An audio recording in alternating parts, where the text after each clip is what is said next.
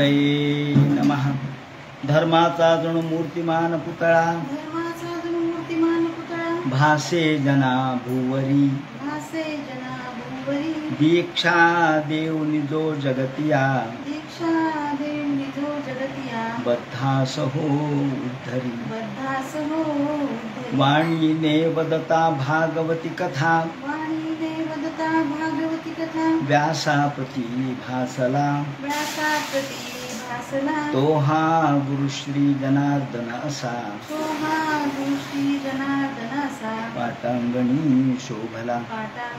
सद्गुरुनाथ महाराज की जय। हरे नमः। सुतोवाच ब्रह्मनद्यां सरस्वत्या माश्रमात् पश्चिमे तटे क्षम्याप्रासीति प्रोक्त ऋषीणां सत्रवर्धनः। भगवान वेदव्यास वर्णन करून सांगू लागले आणि सूत शौनकादिकाला सांगतात। याप्रमाणे भगवान वेदव्यास जरी कलावतार असले, भगवंताचे अवतार असले, तरी सुद्धा गुरु हा करावाच लागतो। गुरुनी ज्ञान दिल्याशिवाय, गुरुनी पथदर्शन केल्याशिवाय, मार्गदर्शन केल्याशिवाय आपल्याला मी कोण आहे, मला काय करायचं आहे, माझ्यामध्ये काय क्षमता आहे हे कळत नाही। गुरुनी जेव्हा हे दर्शित केलं, नारदाने जेव्हा हे सांगितलं, व्यास महर्षे आहो तुम्ही सुद्धा हे जाणता, तुम्ही सुद्धा ज्ञानी आहात, तुम्ही सुद्धा सगळ्या गोष्टी प्राप्त केलेल्या आहेत, तेव्हा मी फक्त तुम्हाला प्रादेश मात्रम, मी फक्त तुम्हाला सूचित केलं। प्रादेश मात्र, प्रादेश मात्र म्हणजे काय? केवळ संसूचित करणे, दिशा दिग्दर्शन करणे। दिशा एकदा दाखवली म्हणजे त्या मार्गाने वाटसरू हा वाटचाल करत असतो। याप्रमाणे व्यास महर्षी हे ज्ञानीच होते, परंतु त्यांना जी गोंधळलेली स्थिती निर्माण झाली, जी संशयात्मक स्थिती निर्माण झाली, ती कशामुळे? तर त्यांच्या स्वतःच्याच भ्रमामुळे। भ्रम कशामुळे होतो? मायेमुळे होतो। आणि ही जी माया किंवा भ्रम आहे तो या ठिकाणी निरसला आणि स्वच्छ अमल अशा प्रकारचं ज्ञान इथे प्रगट झालं। जगन मिथ्यात्व कळालं, आपलं कार्य कळालं, अशा प्रकारचा सकारात्मक दृष्टिकोन इथे निर्माण झाला। म्हणजे गुरु हा पथदर्शन करणार आहे, सूचन करणार आहे आणि व्यासांना सुद्धा गुरुची आवश्यकता होती। भगवंताची कला आहेत म्हणून त्यांनी जाणीव दिली। त्वम मानवात मानम, तुम्ही प्रत्यक्ष भगवंताचे अवतार आहात आणि तुम्ही अवेय मोघदृक, तुम्ही अमोघ दृष्टीने पहा म्हणून सांगितलं। आपला विचार करा, आपण कोण आहात याची तुम्ही मनन चिंतन करून याची स्मृती तुमच्या मनामध्ये जागवा।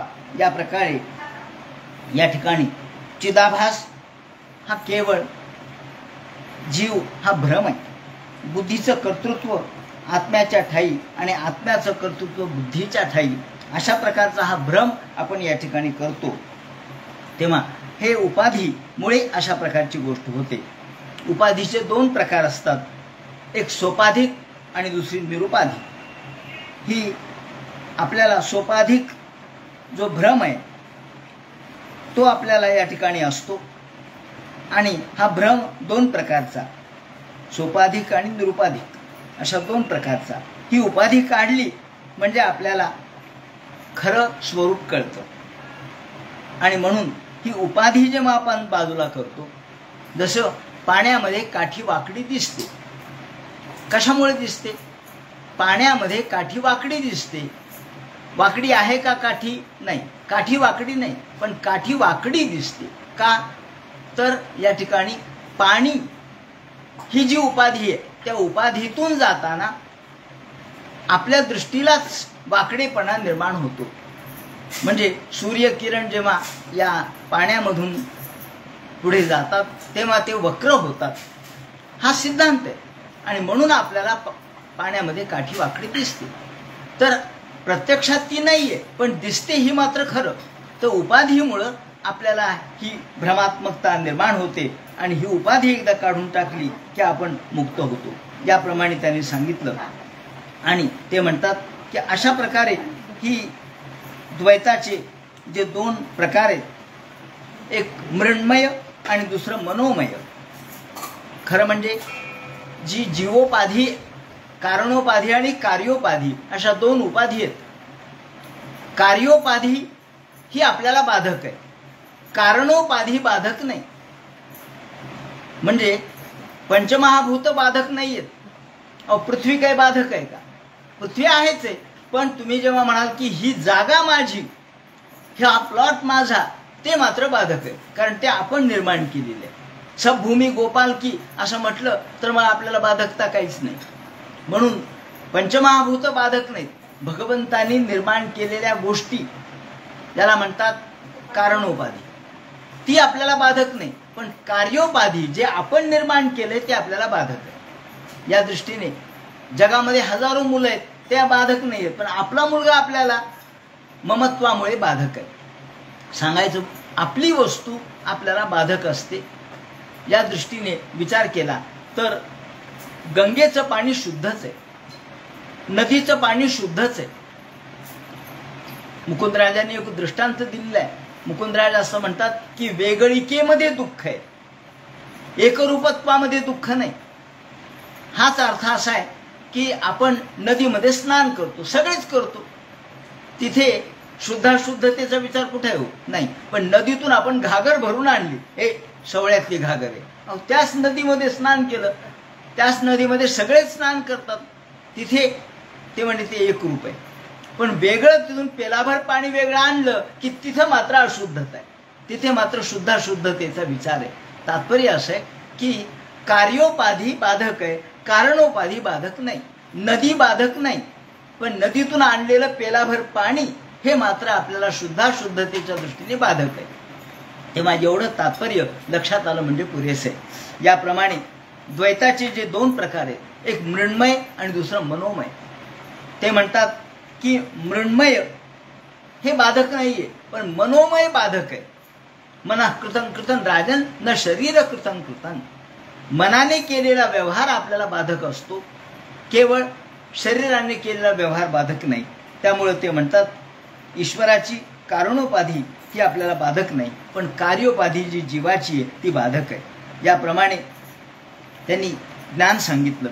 आणि मग हे सांगितल्यानंतर ते म्हणतात याप्रमाणे नारद महर्षींनी, व्यासही ज्ञानीच होते, भगवंताचे कलावतारच होते, पण त्यांना सुद्धा गुरुची गरज पडली, गुरुची आवश्यकता वाटली. का तर अनेकदा लोक भ्रमामध्ये अडकतात, अनेकदा ज्ञानी असून सुद्धा पोहणार बुडतो, लिहिणार अडतो म्हटल्याप्रमाणे ज्ञानी सुद्धा कधी कधी अचंबित होतो. ज्ञानी सुद्धा कधी कधी आपल्याला मुकुंदराजांचंच उदाहरण देतो. मुकुंदराज अंबाजोगाईचे, पण ते काशी क्षेत्रामध्ये पूर्व म्हणजे मुकुंदराज यांनी ज्ञान सांगण्यापूर्वी, विवेक सिंधू लिहिण्यापूर्वी ते एक महान भविष्यवेत्ते होते, महान भविष्यवेत्ते. आणि एकदा काशीला असताना एक गृहस्थ त्यांच्याकडे भिक्षा मागायला आला.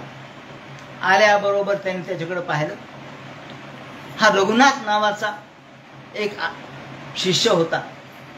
हा रघुनाथ नावाचा शिष्य, ही आदिनाथी परंपरा आहे, आदिनाथ यांच्यापासून झालेली. आणि नंतर त्यांच्यापासून जे शिष्य झाले किंवा गुरु परंपरा झाली त्यामध्ये रघुनाथ हे होते. आणि रघुनाथ यांना पाहिल्याबरोबर आता काही गरज आहे का, ते म्हणले तू उद्या मरणार आहेस. भविष्यवेत्ते पाहिल्याबरोबर ओळखलं, तू उद्या मरणार आहेस म्हणले. ते म्हणले बापरे, मी मरणार आहे. तो घरी आपल्या गुरुकडे आला, गुरुला नमस्कार केला, त्यांनी भिक्षा एकमेकांनी खाल्ली. आणि हरिनाथ हे त्यांचे गुरु होते. हरिनाथ म्हणजे आदिनाथ, हरिनाथ, रघुनाथ आणि मग मुकुंदराजे, अशी ती परंपरा आहे. मग या हरिनाथाला रघुनाथांनी नमस्कार केला. म्हणलं महाराज अहो मी एका ठिकाणी गेलो तर तो भविष्यवेत्ता होता आणि त्याने सांगितलं मी उद्या मरणार आहे. ते म्हणले, त्याने डोळे झाकले आणि या आदिनाथांनी याचं उद्याचं मरण ढकललं पुढं. अहो ज्ञानी मंडळी असतात, संत मंडळी असतात. आपण म्हणतो ना की मरणसमयी साधू फिरवी, ललाटाची रेषा मरणसमयी साधू फिरवी, मरणसमयी साधू फिरवी ललाटाची रेषा. अहो ज्ञानेश्वर माऊलींनी नाही का सच्चिदानंद बाबाला उठवलं? नाही उठवलं का? अहो संतांच्या मध्ये ती क्षमता आहे, ताकद आहे. ते म्हणले आता पुन्हा त्याच्याकडे उद्या जा म्हणले, भिक्षेला जा म्हणले. हा गेला दुसऱ्या दिवशी, ओ अंबावते भिक्षा अंदेही. म्हणले कोण? तू तो मरणार होता ना म्हणले, तुझं मरण ठरलेलं होतं पक्का म्हणले, माझं कधी चुकणार नाही. ते म्हणले महाराज ते काही असो, माझ्या गुरुचा आशीर्वाद माझ्यावरती आहे. ते म्हणले कोण आहेत तुझे गुरु? चल म्हणले, तुझे गुरु असे कोण आहेत? माझ्या शब्दाला खोटेपणा आला, माझ्या ज्ञानाला खोटेपणा आला. मुकुंदराज तिथे गेले. तिथे गेल्याबरोबर त्यांनी पाहिलं, रघुनाथांनी सांगितलं हे माझे गुरु महाराज. त्यांनी त्यांना नमस्कार केला. ते म्हणले तुला काय तुझ्या ज्ञानाचा अभिमान आहे काय? म्हणले अहो ज्ञान जरी झालं, तू किती मोठा झाला तरी संतापेक्षा मोठा होत नसतो. हे ऐकल्याबरोबर त्यांनी नमस्कार केला आणि रघुनाथाचं शिष्यत्व पत्करलं.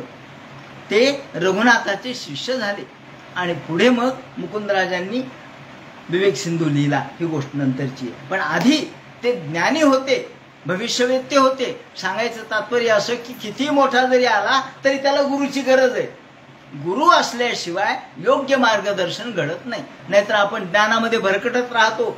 एखाद्या नावेमध्ये जसं वादळ शिरावं आणि नाव भरकटत राहावी त्याप्रमाणे, याप्रमाणे या ठिकाणी नारदांनी व्यासांना उपदेश केला.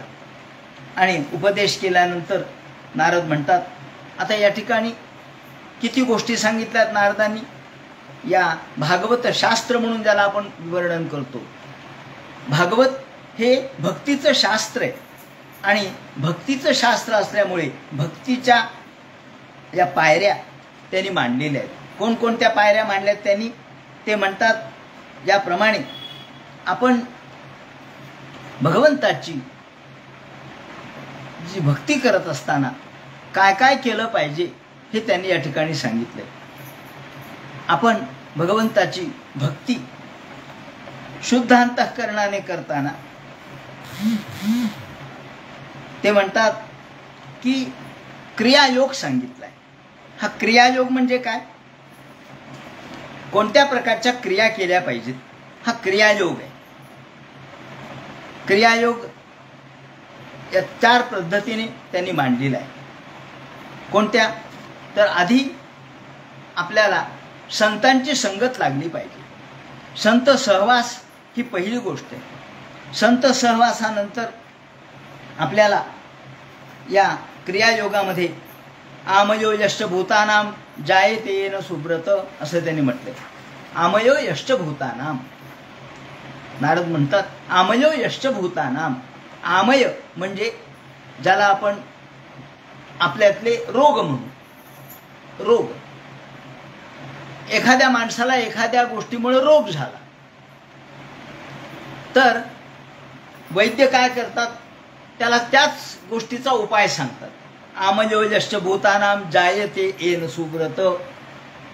जसं होमिओपॅथिक पद्धत आहे अशी, समम समेन शाम्यती.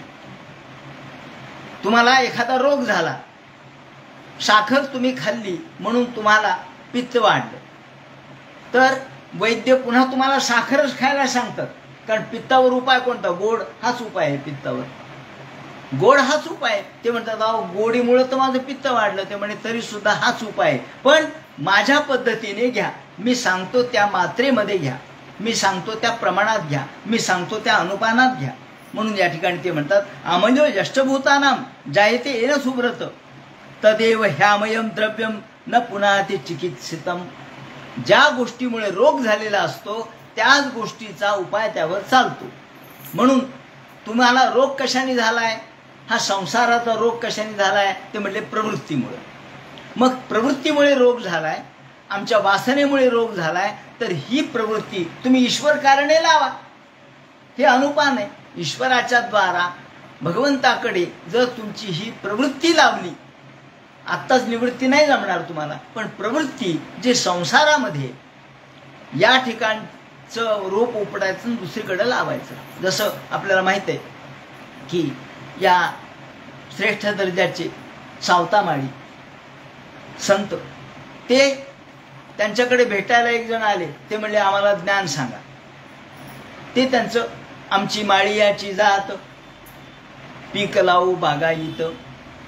आम्ही माळी आहेत म्हणले, आम्ही पीक लावणार आहेत. मग येऊन बसला तो. यांचं काम चालू होतं, मिरचीचं रोप लावण्याचं काम चाललेलं होतं.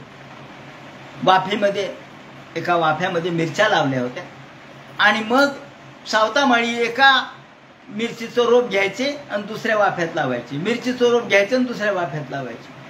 असं बऱ्याच वेळ झालं, दुपारपर्यंत झालं. ते म्हणले अहो ज्ञान सांगा ना. ते म्हणले सांगितलं ना, तुम्हाला कळलं नाही का?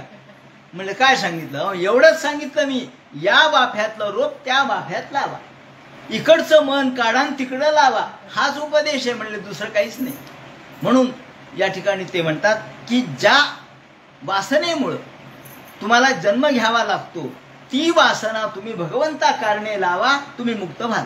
म्हणून आमयो यशभूतानां जायते येन सुब्रत तदेव ह्यात्मयं द्रव्यम न पुनाति चिकित्सितम एवं क्रिया नृणाम क्रियायोगाः, याला क्रियायोग म्हटले. क्रियायोग म्हटले. भागवतामध्ये इतके नेमके सिद्धांत मांडलेले आहेत की ते कुठे आहेत नेमके हे कळलं पाहिजे आपल्याला.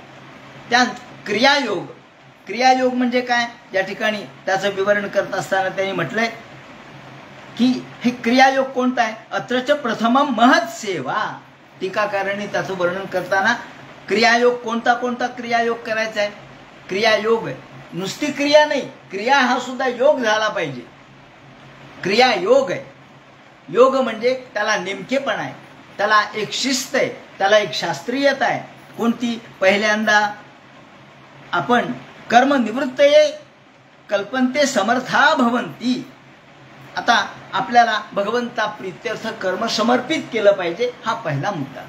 आपण जे जे कर्म, गीतेमध्ये म्हटलं नाही का की यद जुहोसी यद करोसी, जे जे तू करतोस, तू जे करतोस, जे खातोस, जे पितोस, ते भगवंताला समर्पण करणं. नैवेद्य दाखवण्याचा मुद्दा काय? नैवेद्य हाच आहे. आपण जे जेवायचंय ते आपण भगवंता प्रीत्यर्थ एकदा दाखवायचं. देव थोडंच खातो, पण निदान ही आमची त्यागाची भावना तरी असली पाहिजे की हे माझं नाही, हे देवाचं आहे आणि देवा प्रीत्यर्थ आहे, देवाच्या इच्छेने मी खातोय, एवढाच मुद्दा. म्हणून ते म्हणतात की आपल्याला तथा आत्मविनाशायच कर्मनिवृत्ते कल्पंत समर्था भवन्ति परे ईश्वरे कल्पिता अर्पिता संता. आधी भगवत प्रीत्यर्थ कर्म करणे, सर्व कर्म भगवद अर्पण वृत्तीने करणे, हा पहिला धडा आहे. नंबर 1 चा पहिला 1 गिरवायचा. पहिली गोष्ट भगवंता प्रीत्यर्थ सर्व कर्म करा. यत करोसी यत जुहोसी, जे जे आपण करतो ते ते भगवंता प्रीत्यर्थ केलं पाहिजे. अत्रच प्रथमम महत् सेवा. पण हे सहजासहजी येणार नाही, म्हणून संतांची सेवा. पहिल्यांदा महत् सेवा, संत महात्म्यांची सेवा, हाच खऱ्या अर्थानं मोक्षाचा मार्ग आहे. म्हणून ते म्हणतात ततश्च तत्कृपा. मग आधी संत सेवा. तुम्ही म्हणाल आज संतांच्याकडे गेलो, त्यांचे पाय धुतले, पाय दाबले, नमस्कार केला, मग कृपाच नाही मिळाली. ते म्हणले इतक्या लवकर नसती मिळत, त्याला खूप वर्ष घालवावे लागतात, एका दिवसात मिळती का? नाही मिळत. म्हणून ते म्हणतात तत्कृपा. संत सेवा, संत सेवानंतर तत्कृपा, तत् धर्म, तत् श्रद्धा. त्यातून धर्म कृपा प्राप्त झाला की श्रद्धा वाढते. श्रद्धा वाढली की भगवत कथांचं श्रवण होतं. भगवंत कथांचं श्रवण झालं की मग भगवत रतिरस्या, रती, भगवंताशिवाय करमत नाही, ही रती आहे. आणि मग त्यानंतर विवेक येतं, मग ज्ञान येतं, मग भक्ती दृढ होते आणि मग भगवंताच्या ज्ञानाने सर्वज्ञत्व प्राप्त होतं, भगवत गुणाचा आविर्भाव होतो, भगवान प्रत्यक्ष प्रगट होतो. हे नारद चरित्रातलं सूत्र आहे. नारद चरित्रामध्ये काय सांगितलं? क्रियायोग सांगितला. कोणता क्रियायोग सांगितला? हा या पद्धतीने जा. तर तुम्हाला आपण गावाला चाललो म्हणजे आपण म्हणतो कोणते गावं लागतात बघा बरं, आधी अमुक लागतं, मग ते लागतं, मग ते लागतं, या रस्त्याने गेलं म्हणजे इथं, आणि मग तुम्हाला दिल्लीपर्यंत जाता येतं. हे मार्ग आहेत. तसे या ठिकाणी त्यांनी मार्ग सांगितले. पहिल्यांदा तुम्हाला भगवत कृपेसाठी आधी सुरुवात कुठून करावी लागेल? तर भगवत अर्पण वृत्तीपासून करावी लागेल. मग संत सेवा, त्यातून संत कृपा, त्यातून भगवंत गुणाचं आपल्याला प्रेम निर्माण होतं, श्रवण कीर्तन आणि मग ज्ञान, त्यातून भगवंताची भक्ती वाढते आणि आपली श्रद्धा दृढ होते. श्रद्धा पक्की व्हायला पाहिजे. हलून खुंटा बळकट केला तर श्रद्धा पक्की आहे. श्रद्धा पक्की नसेल तर काही खरं नाही. कालच मी एक चरित्र वाचत होतो, त्यामध्ये एक संत महात्मे गेल्या 100-150 वर्षामध्ये होऊन गेले. निरंजन रघुनाथ असं त्यांचं नाव. निरंजन रघुनाथ, कळंबचे राहणारे, श्रोत्री आडनाव, आपल्याकडे बीडला आहे श्रोत्री घराणे. ते कळंबचे राहणारे. त्यांना गुरुनी उपदेश केला, गुरुचा उपदेश झाला. त्याप्रमाणे ते म्हणले, गुरुचा उपदेश झाला खरा, दत्तभक्त होते, पण दत्ताचं दर्शन सगुण रूपात झालं पाहिजे. केला, मनाशी पक्का निश्चय केला, काही नाही, आजपासून 1 वर्षाने दत्त दर्शन झालंच पाहिजे. सगळीकडे फिरले. मग गिरनार पर्वतावर गेले. गिरनार पर्वतावर तिथं पायऱ्या चढत चढत चढत तिथे पोहोचले. दत्ताला 3 दिवस राहिले होते 1 वर्षाला. दत्त महाराजांना म्हणले, महाराज मला सगुण रूपात दर्शन द्या, सगुण रूपात दर्शन द्या, तरच मी इथून जाईल, नाही तर जाणार नाही. मग बसले दत्ताच्या तिथं, अनुष्ठान करत बसले. निश्चय कसा असतो बघा, निश्चयाचे बळ तुका म्हणे तेची फळ. या ठिकाणी आपण हा मुद्दा कशासाठी बघतो आहोत की आपल्याला दर्शन जेव्हा भगवंताचं पाहिजे असतं तेव्हा आपली तेवढी पात्रता असावी लागते, सिद्धता असावी लागते. बसले. पहिल्या दिवशी असं वादळ झालं म्हणले, इतका प्रचंड वारं सुटलं की यांची दातखिळच बसली आणि मूर्छित होऊन पडले. मूर्छित होऊन पडले तर त्या मूर्छितावस्थेमध्ये कुणीतरी एक स्त्री आली आणि तिने एक मुठभर खिचडी दिली यांना. मूर्छितावस्थेत त्यांना ते जाणवलं, राहिलं तुम्हाला एवढी एवढी खिचडी कुणी आणली? एक मुठभर खिचडी. दुसऱ्या दिवशी पुन्हा बसले. ते काही नाही म्हणले, मला दत्ताचं दर्शन प्रत्यक्ष झालं पाहिजे सगुण रूपात, तर मी इथून हालेल. दुसरा दिवस झाला, दत्त सुद्धा परीक्षा पाहणार आहे. दुसरा दिवस झाला. दुसऱ्या दिवशी एवढा प्रचंड पाऊस, वादळ आणि त्या सगळ्यामध्ये यांना स्वप्न दर्शन झालं. स्वप्नामध्ये पादुका आणि एक वस्त्र. उठून पाहिलं तो पादुका आणि वस्त्र खडावा. दत्तानी पादुका दिल्या, वस्त्रही दिलं. अजूनही त्या पादुका आणि वस्त्र आहे बरं का, त्यांच्या देवघरात जपून ठेवलंय त्यांनी. ते म्हणले ते काही नाही, पादुका वस्त्र पण प्रत्यक्ष दर्शन नाही. तिसरा दिवस आला, दर्शन झालंच नाही. शेवटी म्हणले आता काही नाही, देवा तुझ्या पुढे नारळ फोडावं तसं मी डोकं फोडणार आहे. आणि दत्ता पुढं अक्षरशः डोकं फोडलं. डोक्यातून रक्त निघालं. डोका ह्या पूर्ण मस्तकाच्या चिंध्या होत झाल्या. तिथंच बेशुद्ध पडलं. आणि मग या बेशुद्ध अवस्थेमध्ये एकदम दत्ताने सगुण रूपात दर्शन दिलं. आज गुरुवारच आहे योगायोगाने. प्रत्यक्ष सुख, ब्रह्मानंदम परमसुखदम केवलम ज्ञानमूर्तिम द्वंद्वातीतं गगन सदृशं तत्त्वमस्यादिलक्षम एकं नित्यं विमलमचलं सर्वधि साक्षीभूतं भावातीतं त्रिगुणरहितं सद्गुरुं तन्नमामि. सद्गुरूंनी दर्शन दिलं आणि वा वा वा आनंद वाटला. आणि मग त्यांनी सांगितलं, तुझ्या गुरुनी जो तुला उपदेश दिलाय त्याचा फक्त पाठ कर, जा इथून. आणि तिथून निघाले. मग पुढे काव्य वगैरे त्यांनी केलं, रचना केली. सांगायचं तात्पर्य असं की आपला जर दृढ भाव असेल, दृढ श्रद्धा, श्रद्धा सुद्धा दृढ झाली पाहिजे. नाही बाबा आता काही दर्शन देत नाही, चला पुढं परत, असं नाही. श्रद्धा दृढ झाली पाहिजे. तसं नारदाला सुद्धा दृढ श्रद्धा वाटली आणि म्हणून ते सगळे खेट खरवट वाटिंश वेगवेगळ्या रान उपवन डोंगर करत करत करत देवा मला दर्शन द्या म्हणून भगवंताच्या मागे लागले. याप्रमाणे सांगायचं त्यांनी वर्णन केलेलं आहे की असा हा भक्तियोग समन्वित ज्ञानम. म्हणून भागवतकार म्हणतात की त्यासाठी तुम्हाला अन्वय व्यतिरेकाची गरज नाही, तुम्हाला खटमठाची चर्चा करायची गरज नाही, तुम्हाला कोणत्याही शास्त्राध्ययनाची गरज नाही. तुम्हाला फक्त भगवदर्पित कर्मणा भगवत भक्तियुक्तम ज्ञानमुत्पादयेत तथाच कर्म निवर्तक भक्तियुक्त ज्ञानोत्पादन द्वारा कर्मणाम कर्मनाशकत्वमिति भावा. तुमचं ज्ञान भक्तीने उत्पन्न झालेलं ज्ञान जर असेल तर ते तुमच्या कर्माचे आशय नष्ट करतं. ज्ञानाने एखादा गुरुकडे शिकेल, ज्ञान मिळवेल, ते हळूहळू तो ज्ञानाने पात्र होईल. पण सामान्य माणूस, त्याला ज्ञान नाही, त्याला कोणत्या प्रकारच्या शास्त्राची ओळख नाही, मग तो मुक्त होईल का हो? हा प्रश्न होता. म्हणून ज्ञानम यत् तदधीनम ही भक्तियोग समन्वितम या मुद्द्यावर चर्चा करताना टीकाकारांनी सुद्धा म्हटले की हो, ननुच्या ज्ञानेन अज्ञान प्राप्त कर्मनाशत्तच ज्ञानम. अज्ञान नष्ट करणारं ज्ञान हे त्यांना प्राप्त होतं आणि हे ज्ञान भक्तियोगात भवती कथम कर्मणा कर्मनाशः स्यात् तत्र यत्र देती. म्हणून कर्माचा नाश, कर्मग्रंथीचा नाश त्यातून सहजच होतो. त्याला तुम्हाला हे शास्त्र अध्ययन करायची काहीही गरज नाही, ज्याप्रमाणे त्यांनी विवरण केलं.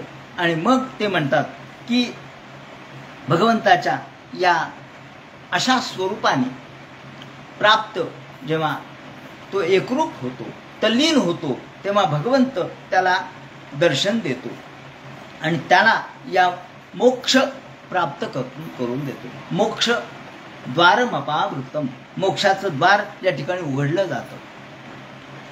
म्हणून हे सगळं सांगताना यमादिभे योगपते कामलोभहतो मुहु या ठिकाणी ते म्हणतात की आपल्या मध्ये जे वेगवेगळे मात्रार्थंच भवार्थंच आत्मने कल्पना यच मात्रा स्पर्शच्छया मुहु या मुद्द्यावर ते म्हणतात मात्रा म्हणजे आपल्या वासना, आपले ह्या विषय, मात्रा म्हणजे विषय आणि स्पर्श म्हणजे इच्छा वासना. विषय लोलुपकत्व, भोगांची इच्छा, मात्रा स्पर्शच्छया मुहु. आपण मात्रा म्हणजे विषय आणि स्पर्श म्हणजे इच्छा.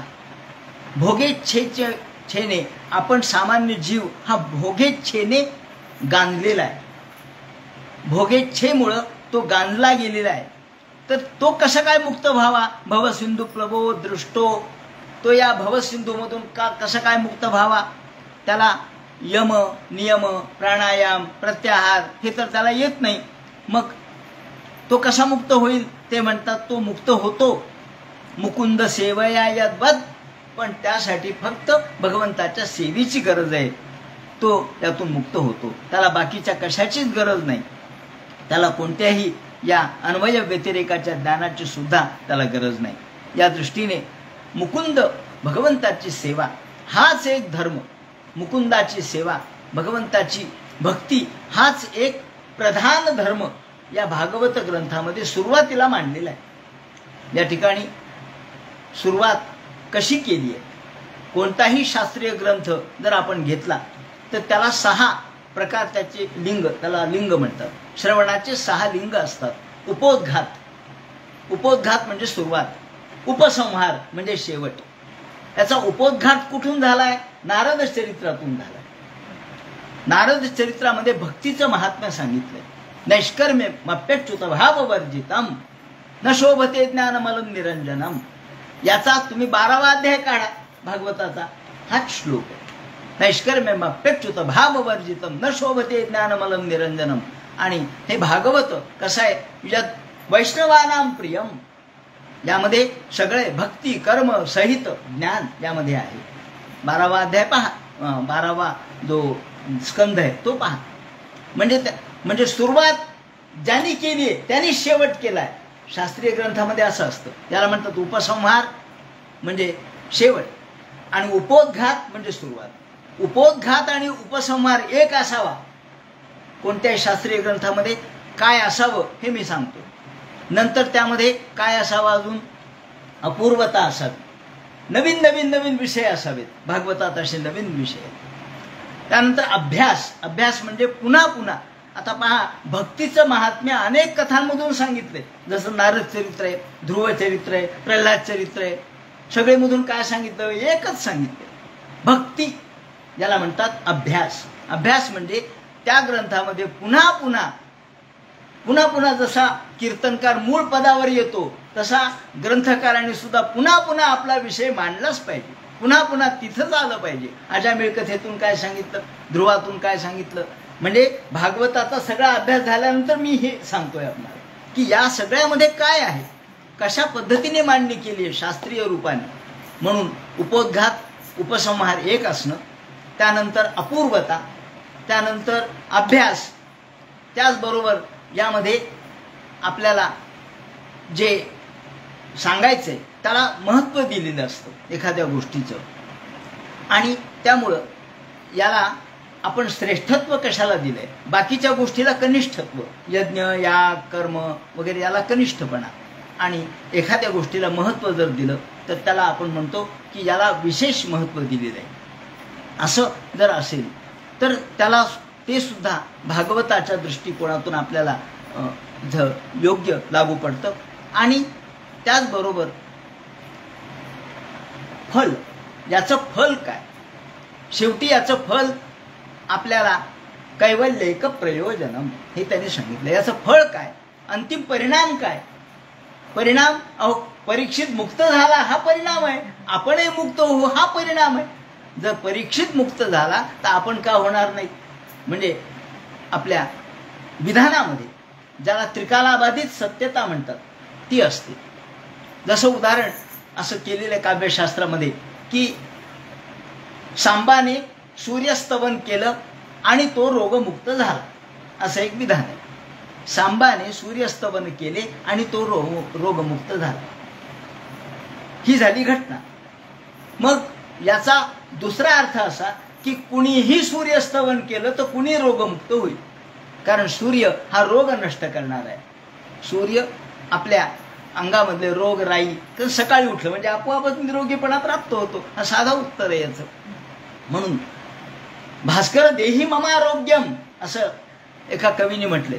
भास्कर देही ममारोग्यम, स्वजने पटुता कुजने कटुता सच्चित सुखभाग्यम. भास्कर देही ममारोग्यम, मला आरोग्य प्राप्त करून दे. आणि तिसरा अर्थ काय होतो, मी जर सूर्यस्तवन केलं तर मीही रोगमुक्त होईल. म्हणजे एक वाक्य हे 3 दृष्टिकोनातून चालत असतं. तसं या ठिकाणी भागवतकारांनी जे सांगितलंय, परीक्षिती मुक्त झाला मग भागवताने कुणी मुक्त होईल आणि भागवताने मी देखील मुक्त होईल. याला म्हणतात एखाद्या काव्यामध्ये जेव्हा वाक्य येतं तेव्हा हे त्रिकालाबाधित कसं असतं किंवा त्यामध्ये संकेतार्थ कसा असतो, लक्षणार्थ, संकेतार्थ आणि वाच्यार्थ, अशा 3 पद्धतीने हे वाक्य कसं चालतं हे आपल्याला यामधून दिसतं. आणि म्हणून अर्थवाद म्हणून या ठिकाणी उपोद्घात, उपसंहार, अभ्यास, त्यानंतर त्यामध्ये नवीनता, त्यानंतर अर्थवाद. अर्थवाद म्हणजे एखाद्याचं महत्त्व द्यायचं एखाद्याला. अर्थवादाला महत्त्व काय, अर्थवाद म्हणजे समजा अर्थवाद शब्दाचा अर्थ असा आहे की वरम हि मातृगमनम, वरम गोमांस भक्षणम, एकादशान्न भोजनम. आता गोमांस भक्षण चांगलं आहे का, याचं उत्तर असे असं करू, गोमांस भक्षण चांगलं आहे. मग इथं कसं म्हणलंय वरम गोमांस भक्षणम. अहो, गोमांस भक्षण केलं तरी एखाद्या वेळेला चालेल, पण एकादशान्न भोजनम सांगायचंय काय, एकादशीला भोजन करू नका हे सांगायचे, गोमांस खा हे सांगायचं नाही. म्हणजे त्याच्यापेक्षा हे असं सांगण्यासाठी याला अर्थवाद म्हणतात. एखाद्या गोष्टीचं महत्त्व सांगत असताना दुसऱ्याला कमीपणा देणं म्हणजे अर्थवाद. आणि म्हणून लोक काय करतात, अर्धवट ज्ञान लोकांना असतं. आणि अर्धवट ज्ञानाने काय होतं, अर्धं त्यजति पंडितः. अर्धवट ज्ञानाने एखादा अर्ध ज्ञान वाचतो, अर्धच वाक्य वाचतो, संस्कृत येत नसतं, मग अर्धवट वाचतो. काय हो, मग काय लिहिले त्यांनी असं लिहिले म्हणे एकाने की एकादश्याम, ते म्हटलात की विशेषेण, एकादशाम विशेषेण काय एकादशीमध्ये काय विशेष करावं, तर ते म्हणतात भोजनद्वयम, दोनदा जेवावं म्हणले. भोजनद्वयम, एकादशीला दोनदा जेवावं म्हणले. एरवी तर आपण एक भुक्त राहतो एकादशीला. ते म्हणते हो, एकादश्याम विशेषेण करून भोजनद्वयम. कसं काय म्हणले? मग अर्धवट वाक्य वाचलं, पोथीमध्ये असं लिहिले म्हणले दोनदा जेवावं. पुढचं वाक्य नाहीच वाचलं. अहो, त्यांनी लिहिले की रात्र्यांतू, रात्री काय करावं, भगवंताचं कीर्तन रात्री करावं आणि दिवसा भजन करावं, असं त्यांनी म्हटलंय. त्यांनी असं म्हटलंय की रात्र्याम तुम्ही कीर्तन करावं आणि दिवातू हरि कीर्तनम, रात्री भगवंताचं भजन कीर्तन आणि दिवसा सुद्धा हरिकीर्तन करावं, हरिभजन करावं, असं त्यांनी म्हटलंय. दिवातू हरिकीर्तनम, रात्री आणि दिवसा दोन्ही वेळेला भो म्हणजे हे लोकांनो, जनद्वयम दोन गोष्टी करा. भोजन म्हणजे भोजन नाही, भो जनद्वयम, हे लोक हो दोन गोष्टी करा. रात्रौ जागरणंचैव दिवातु हरिकीर्तनम, रात्री जागरण करा आणि दिवसा हरिकीर्तन करा. या दोन गोष्टी करा. पण पुढचं वाचायचंच नाही ना, अर्धवट भोजनद्वयम. अर्धवट असेल तर काय होतं? तेव्हा सांगायचं तात्पर्य असं की याप्रमाणे आपण ज्ञान आपल्याला परिपूर्ण असलं पाहिजे. आणि परिपूर्ण ज्ञान असेल, भक्तियुक्त ज्ञान असेल, भगवंताची आपण अंतःकरणपूर्वक भक्ती केली असेल तर आपल्याला या सर्व दुःखातून मुक्तता प्राप्त होते. याप्रमाणे नारदाने हे सगळं ज्ञान व्यास महर्षींना सांगितलं आणि नंतर व्यास महर्षी त्यांनाही आनंद वाटला. त्यांनी नमस्कार केला आणि आपल्या हातातली वीणा घेत वीणा वाजवत नारद महर्षी निघून गेले. आणि समाजाचं कल्याण करण्यासाठी ते सगळीकडे फिरत असतात. त्याप्रमाणे समाज कल्याणार्थ वीणाम रणयन्यो यादृच्छको मुनी. यादृच्छको म्हणजे वाटेल तिकडे जाणारे, त्यांच्यावर कोणाचं बंधन नव्हतं. जिथे मन जाईल तिथे ते जात होते.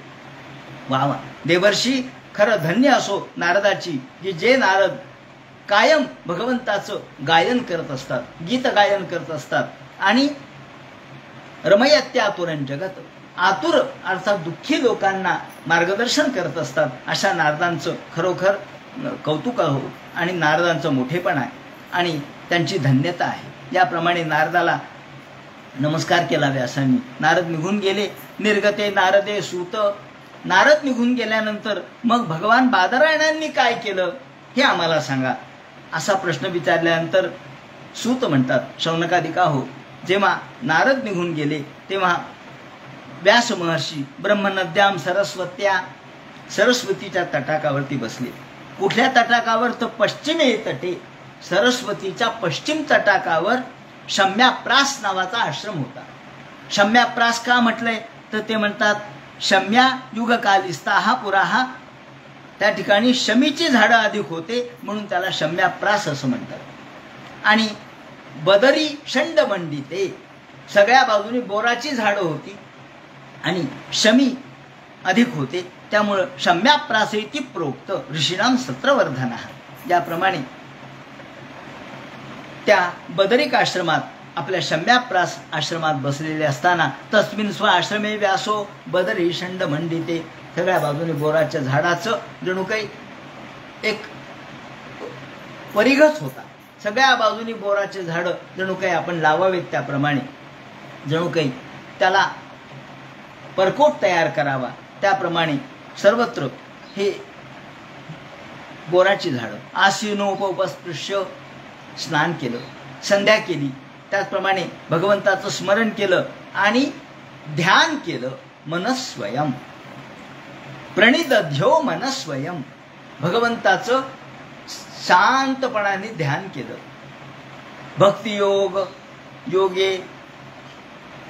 भक्तियोगेन नमसी सम्यक प्राणहिते मले, आपल्या अंतःकरणातले सर्व विचार बाजूला काढले. एकरूप एकांत आणि एकात्म दृष्टीने भगवंताचं स्मरण केलं. अमल असा भगवान डोळ्यासमोर आणला. आणि या वेळेला त्यांनी म्हटलंय की अपश्यत पुरुषम पूर्वम मायांच्या तदुपाश्रयाम. आतापर्यंत व्यास महर्षींची पात्रता या शब्दात सांगितली. आतापर्यंत काय होतं? व्यास महर्षींना भ्रम होता, म्हणजे त्यांच्यावरती मायेचा प्रभाव होता. विक्षेप आणि आवरण निर्माण करणारी माया असते, त्या मायेचा प्रभाव त्यांच्यावरती होता. पण आता मात्र तो बाजूला झाला. ज्ञान झाल्याबरोबर ज्ञानाने तो पडदा बाजूला केला. जसा आपण भगवंताच्या मूर्तीचं दर्शन घेतो, समोर पडदा असला तर आपल्याला दिसत नाही, पडदा बाजूला केला की भगवंताची मूर्ती दिसते. त्याप्रमाणे ते म्हणतात अपश्यत पुरुषम पूर्वम. एकाच वेळेला माया आणि भगवान यांचे एकात्म दर्शन झालं. एकाच वेळेला मायेचं भगवंतासह दर्शन झालं. आतापर्यंत माया त्यांच्यामध्ये होती म्हणून भगवंताचं दर्शन झालं नव्हतं. नुसत्या भगवंताचं दर्शन नाही तर मायेसहित भगवान, ज्याला म्हणतात पात्रता. कारण त्यांच्या लक्षात आलं की ही माया भगवंताच्या सोबतच आहे. माया बाजूला जात नसते. माया बाजूला कशी जाईल? चंद्र तेथे चंद्रिका, शंभू तेथे अंबिका. माऊलींनी म्हटलंय ना, चंद्र जिथे आहे तिथंच चंद्रिका आहे. अहो, चंद्र बाजूला करून आपल्याला चंद्रिका कशी पाहता येईल? चंद्राचं तेज बाजूला कसं पाहता येईल? चंद्र आणि चंद्राची ज्योत्स्ना, चंद्राचं चांदणं हे वेगळं नसतं. सूर्य आणि सूर्याचा प्रकाश वेगळा नसतो, तो एकरूपच असतो. सूर्याचा प्रकाश घरात आला म्हणजे सूर्य आला असं समजावं, कारण तो प्रकाशाच्या रूपाने आला. हे प्रकाश ही माया आहे, मायेचं स्वरूप आहे. पण सूर्य, त्याच्याशिवाय सूर्यत्व येईल का? त्याला नाही येणार. म्हणून या ठिकाणी ते म्हणतात शंभू तेथे अंबिका. ज्या ठिकाणी शंभू आहे तिथे अंबिका आहेच आहे. एकच आहेत दोघेही, काही वेगळे नाही आहेत. या दोघांच्या मध्ये एकत्व आहे. आणि हे एकत्व जेव्हा दिसतं, भगवान आणि माया हे जेव्हा एक रूप दिसतात तेव्हा आपल्याला ज्ञान होतं. तोपर्यंत ज्ञान होत नाही. जेव्हा अज्ञान असतं तेव्हा माया दिसते. ज्ञान नुसतं होतं तेव्हा फक्त भगवान दिसतो. पण ज्ञानही नष्ट होतं आणि साक्षात्कार होतो तेव्हा मात्र भगवान आणि माया यांचं एकात्म दर्शन दिसतं. आणि ही एकात्मता जशी अमृतानुभवांनी माऊलींनी मांडलेली आहे. स्त्री पुरुष नामभेदे शिवपण एकले नांदे. स्त्री आणि पुरुष हे वेगळे नाही आहेत, दोन्ही एकच आहेत, दोन्ही एकरूपच आहेत. यामध्ये आपल्याला भेद करता येत नाही. आपण हा भेद करू शकत नाहीत, कारण दोघेही समरूप आहेत. शिवयो समरूपिणो हो. शिव हा समरूप आहे. कोण कोणाचा अर्थ हे कळत नाही. सार्धम केनच कस्य अर्धम. शिवयो समरूपिणो हो. केवळ आपण आपल्या केवळ व्यवहारासाठी हा भेद करतो. हा डावं अंग आणि उजवं अंग, हा भेद कशामुळे केला हो? हा भेद खरं म्हणजे आमचं शरीर एकरूपच आहे ना. डावं अंग काय आणि उजवं काय, दोन्ही एकच आहे. डावा कान उजवा कान, डावा डोळा फक्त व्यवहारापुरता आहे.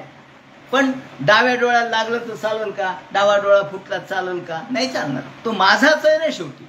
त्याप्रमाणे भगवान हा एकरूप आहे. म्हणून अपश्यत पुरुषम पूर्वम मायाच्या तदुपाश्रयाम. त्याचा आश्रय घेऊन असलेली माया त्यांना दिसली आणि हे पाहिल्याबरोबर आनंद वाटला. कुठे? अंतःकरणात हा साक्षात्कार झाला. या संयुतो जीव आत्मात्मनम त्रिगुणात्मकम. आणि व्यास म्हणू लागले, अरे अरे जीव याला फसतो होय, आता कळालं. जीव जो भ्रमरूप होतो, जो भ्रमामध्ये अडकतो, तो याच्यामुळे अडकतो, या मायेमुळे अडकतो. या संमोहितो जीव. जीव मायेमुळे संमोहित होतो, कारण जीवावर माया अधिराज्य गाजवते आणि भगवान मायेला ताब्यात ठेवतात. हा फरक आहे. या संमोहितो जीव आत्मानम त्रिगुणात्मकम. त्रिगुण हे मायेचं स्वरूप आहे. या त्रिगुणामुळं जीव संमोहित होतो आणि परोपी मनुते अनर्थम तत्कृतंच्या अधिपद्यते. अनर्थोपशमम साक्षात भक्ती योग समदोक्षजे. लोकस्या जानतो विद्वांस चक्रे सात्वत संहिताम. आणि या भगवंताचं मायेसहित दर्शन, मायेसहित दर्शन, मायेसहित क्रीडे पूर्ण विचार, मायेसहित क्रीडे पूर्ण विचार भगवंत हा पूर्ण विचार आहे, तो मायेसहित आहे. आणि जेव्हा आपण मायेसहित भगवंताचं दर्शन घेतो, हे परिपूर्ण दर्शन आहे. हे रूप परिपूर्ण आहे भगवंताचं. हे भगवंताचं परिपूर्ण स्वरूप जेव्हा पाहिलं, सगुण स्वरूप पाहिलं, मायेसहित पाहिलं म्हणजे परिपूर्ण म्हणजे सगुण. कारण सगुणाशिवाय मायेचा त्यात एकरूपत्व मायेचं होऊ शकत नाही. जेव्हा निर्गुण निराकार निर्विकार असतो तेव्हा माया नसते. पण सगुण साकार म्हणजे इथे भगवंतांनी व्यासांना सगुण दर्शन दिलं, हा त्याचा तात्पर्यार्थ आहे. भागवतकारांनी ते सूचित केलंय. सगळे गोष्टी शब्दात सांगत नाहीत, ते सूचित करतात, दर्शित करतात. प्रादेश मात्रम या भगवंत वसंतम, प्रादेश मात्रम पुरुषम वसंतम. भगवान हा प्रादेश मात्र आहे, तो सूचित रूपाने आपण पाहावा लागतो. याप्रमाणे अनर्थोपशमम साक्षात, याप्रमाणे शाखाचंद्र न्याय आपण म्हणतो. आपल्याला चंद्र दाखवायचा असला तर आधी शाखा दाखवावी लागते, झाड दाखवावं लागतं, झाडाची फांदी दाखवावी लागते आणि मग चंद्र आपल्याला दिसतो. त्याप्रमाणे हे दर्शित केलेलं आहे. लोकस्या जानतो विद्वांस चक्रे सात्वसंविताम. आणि आता भगवंताचा कृपाप्रसाद झाला, आधी गुरुचा आणि मग ईश्वर कृपा झाली. या ठिकाणी शास्त्र कृपा तर आधीच झाली होती, शास्त्र तर सगळं अध्ययन केलेलंच होतं. शास्त्र कृपा, मग गुरुकृपा, मग ईश कृपा आणि मग आत्मकृपा. आणि आत्मकृपा झाली की मग चक्रे सात्वत संहिताम, ही भागवत संहिता सिद्ध केली. या ठिकाणी मुद्दा असा आहे की जेव्हा व्यास हे परिपूर्ण अवस्थेला पोहोचले तेव्हा भागवत निर्माण झालं. तेव्हा भागवत ग्रंथाचं महत्व काय, एखाद्या गोष्टीचं महत्व काय असतं आपण म्हणतो ना, हे कुणी सांगितलंय. जेव्हा सुप्रीम कोर्टाच्या न्यायमूर्तीने एखादी गोष्ट सांगितली मग तो कायदाच होतो. का सुप्रीम कोर्टाच्या न्यायमूर्तीने सांगितलंय तो कायदा. आपण बोललो तर तो काय कायदा आहे का, तुम्ही काही बोलाल, तुम्हाला काय आधार आहे. पण सुप्रीम कोर्टाचे न्यायमूर्ती म्हणजे सर्वोच्च झाले, त्यांनी एखादा शब्द उच्चारला म्हणजे तो परिपूर्ण आहे. तसं व्यास महर्षी हे परिपूर्ण आहे. आणि जेव्हा ते परिपूर्णावस्थेला पोहोचले, परिपक्वावस्थेला पोहोचले, शास्त्रकृपा, गुरुकृपा, ईशकृपा आणि आत्मकृपा प्राप्त झाली, तेव्हा चक्रे सात्वत संहिता, ही सत्वप्रधान सात्वत संहिता म्हणजे भागवत. सात्वत शब्द भगवत भक्तीसाठी आलेला आहे, म्हणून सात्वत संहिता यांनी निर्माण केली. तेव्हा एवढं झालं, तेव्हा एवढं करता आलं. माझी या सत्यवादाचा तप वाचा केले बहुत कल्प. मी हजारो जन्म खरं बोलत आलो म्हणून ज्ञानेश्वरी लिहू शकलो. तेव्हा ज्ञानेश्वरीला महत्व 700-800 वर्षानंतरही आपण ज्ञानेश्वरीचे पारायण का होतात, बाकीच्या ग्रंथांचं का नाही एवढं महत्व. पण एखाद्या माणूस एखादा ग्रंथ लिहितो, ठीक आहे बुवा, कादंबरी असेल, एखादी नाटक असेल, ते त्या पुरतं 50-100 वर्ष चालतं. अहो ययातीला किती वर्ष महत्व आलं, मृत्युंजयला किती वर्ष महत्व आलं, 5-10 वर्ष, 50 वर्ष. पण युगानुयुग महत्व कोणाला आहे, वेदाला आहे. युगानुयुग महत्व कोणाला आहे, ज्ञानेश्वरीला आहे, अमृतानुभवाला आहे, चांगदेव पासिष्ठीला आहे, तुकाराम गाथेला आहे. कशामुळं तर त्यामागं त्यांची तपश्चर्या आहे. हे सांगायचं आहे मला की एखादा ग्रंथ जेव्हा निर्माण होतो तेव्हा त्यामागे असलेली तपश्चर्या त्याला कारणीभूत असते. आणि त्या तपश्चर्येची शक्ती, परिपूर्ण शक्ती जेव्हा असते तेव्हा तो शब्द सिद्ध होतो. म्हणून भागवत हे सिद्ध झालेला ग्रंथ आहे. आणि जेव्हा एखादी जागा सिद्ध होते, जेव्हा एखादा ग्रंथ सिद्ध होतो तेव्हा तिथे सिद्धी प्राप्त होते. कोणत्याही जागेला महत्व नसतं, जागा तर सगळ्याच आहेत ना, पण नाही ही सिद्ध जागा आहे. का, कपिलधार का हो, कपिलाचार्यांनी इथे तपश्चर्या केलेली आहे म्हणून कपिलाश्रमाला महत्व आहे, म्हणून कपिलधारला महत्व आहे. आपण नामलगावला महत्व देतो. अहो नामलगाव अमल क्षेत्र आहे, हजारो वर्षापासूनच आहे. या ठिकाणी नारद महर्षी आले होते, बाल्याकोळींनी तप केलंय, याला महत्व. का तर त्या जागेच्या मागे एक इतिहास आहे, त्या जागेला त्यासाठी महत्व आहे. म्हणून जसं जागेला महत्व असतं त्याला इतिहास, त्याला तपश्चर्या, तशी हजारो वर्षापासून भागवत हा ग्रंथ सिद्ध होत आलेला आहे. त्याचे शब्द न शब्द हे प्रासादिक आहेत, भगवंताच्या कृपेने प्रकट झालेले आहेत. उगाच कोणी काही कल्पनेने लिहावं आणि कोणी सांगावं अशा ह्या कथा नाहीत, कपोल कल्पित अशा या गोष्टी नाहीत. म्हणून सात्वत संहिताम असं म्हटलंय. आणि म्हणून ते म्हणतात की यस्यामुळे श्रूयमानायाम कृष्णे परमपुरुषे. आणि कृष्णे म्हणजे व्यास महर्षींनी ते श्रूयमानानाम ती ऐकवली. ती कुणाला? ती त्यांच्या मुलाला शुकाचार्यांना. आणि ही सात्वत संहिता जी ऐकवली, जी सांगितली, जी शिकवली, ससंहितां भागवतीं कृत्वा अनुक्रम्य च आत्मजम, आपल्या आत्मजाला, आपल्या मुलाला शुकमध्यापयामास, शुक मुनींना ही शिकवली. जरी शुकमुनी, जरी शुकाचार्य हे निवृत्ती निरतम मुनीही निवृत्तीमध्ये तल्लीन होते, निवृत्तीमध्ये तल्लीन असलेले, सगळ्या प्रकारच्या प्रवृत्ती संपल्यात, सगळ्या प्रकारच्या उपाधी संपल्यात, आता अंतःकरणामध्ये काही शिल्लक राहिलं नाही, सगळ्या प्रकारचे दोष संपलेत, वासना संपल्यात. मन कसं झालंय तर ते म्हणतात ज्याप्रमाणे एखाद्या राखेमध्ये आपण तूप टाकलं तर राख प्रज्वलित होत नसते, ती राखच झाली, तशी सगळ्या वासनांची राख रांगोळी झालेली. अशा अवस्थेतले मुनी नाना रंभेचे निरूपे शुकी नुठिजे कंदर्पे का भस्त्री वन्नी न उद्दीपे घृते जेवी, माऊलींनी वर्णन केले. असं त्या शुकाचार्यांचं महात्म्य. त्या शुकाचार्यांना भागवत संहितेमध्ये समाधान मिळालं. शुकाचार्यांना सुद्धा व्यास महर्षींनी ही शिकवली. अध्यापयामास, अध्यापन केलं. शिकवली म्हणजे नुसती ऐकवली नाही, त्यांनी ती पाठ केली, त्यांनी ती आत्मसात केली, कंठस्थ केली. निवृत्ती निरतम मुनीही, त्यासाठी त्यांनी या शुकाचार्यांसाठी विशेषण वापरले जे निवृत्तीमध्ये तल्लीन आहेत, ते प्रवृत्तीमध्ये नाहीत, सगळ्या प्रकारच्या कर्मापासून मुक्त आहेत, तरी सुद्धा त्यांना या भागवत कथेमध्ये आनंद वाटला. तेव्हा शौनक म्हणतात सवय निवृत्ती निरत सर्वत्रोपेक्षको मुनी. बघा विचारणारे श्रोते किती विचक्षण होते. निवृत्ती निरत मुनी हे म्हटल्याबरोबर प्रश्न विचारला, महाराज माझ्या मनात एक प्रश्न आहे. म्हणजे काय? एवढे निवृत्ती निरत होते, सर्वत्रोपेक्षको मुनी, सगळ्यापासून दूर होते, आणि मग असे असताना सुद्धा कस्यबा ब्रहिती मेता महात्मा राम समभ्यासात त्यांनी ही सगळ्या प्रकारच्या ग्रंथ पारायण केलेले आणि सगळ्या प्रकारचे वैराग्य संपन्नत्व प्राप्त केलेले असे असून सुद्धा त्यांनी ही परीक्षितेला कशी काय सांगितली हो? परीक्षित राजाला सांगण्याचं काय कारण असेल? संहितायाम अनर्थोपशमकत्व दर्शयती.